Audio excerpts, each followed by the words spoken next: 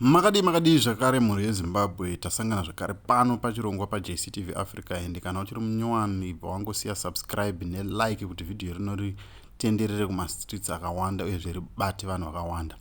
Nhasi tava nenyaya yemukadzi anonzi Kerina Mujati, former ZANUNPF Activist based in UK, achirakasha varakashi achivaudza kuti emimi murongopiwa nzungu uyezve hamuna kwamuri kuenda.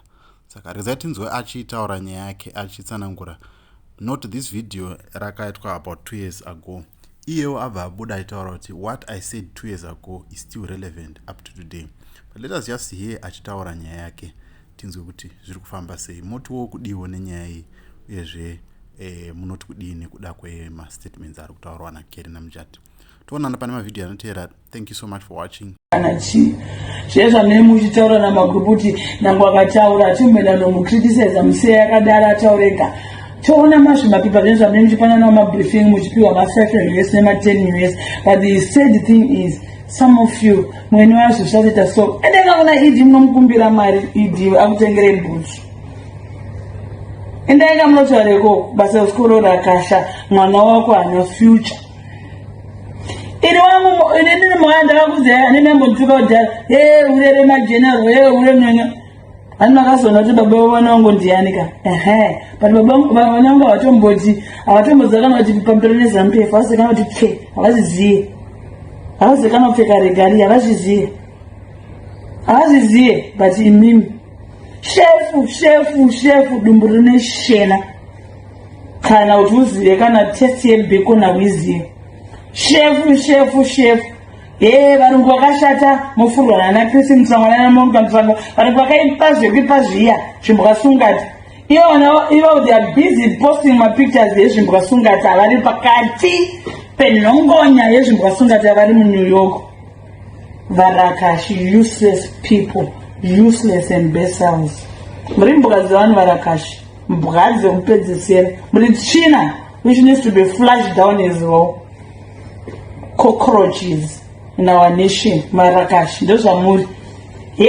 Zimbabwe yazoti varakari varungu maAmericans vanoda kuzodai moenda busy kunotuka maambassador kuna naAmerica, busy kunotuka maambassador ekwachakati vacho vari kukutuma variko vari kutokusira semapicture vachinakirwa vari muNew York enjoying the liberties and the democracy of that white nation yavanenge vachikufurira imimi varakashi. Mbwa dzevanhu muri varakashi, mbwa chaidzi. Mumwe hatoziva kana kuti chinombonzwa kana kuti good food chii. Kudya machipsi nechicken yakafraiwa mafuta so good food.